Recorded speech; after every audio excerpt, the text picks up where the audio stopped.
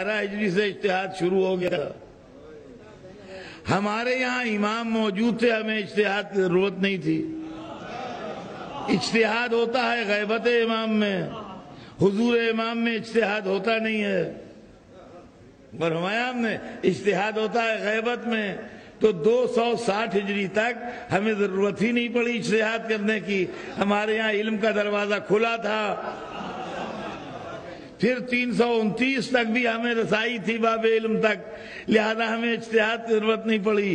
329 کے بعد ہمارا اجتہاد شروع ہوتا ہے, جبکہ 200 کچھ میں عالم اسلام کا اجتہاد کا دروازہ بند ہو چکا تھا. تو اس زمانے میں جو اجتہاد تھا وہ اجتہاد سمجھا جاتا تھا. لہذا ہمارے یہاں کا مولوی مجتہد نہ کہلوا کے فقیہ کہلوایا جاتا تھا, اور عمل اجتہاد جو ہے اس کو عمل استنباط کہتے تھے.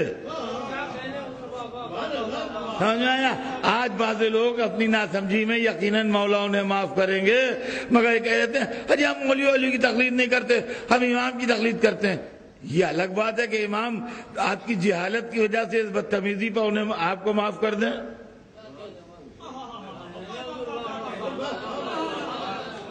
یہ اور بات ہے کہ آپ امام آپ کی جہالت کی وجہ سے اب معاف کر دیں کہ بھائی جاہل ہے, بکرا ہے, بکنے دو.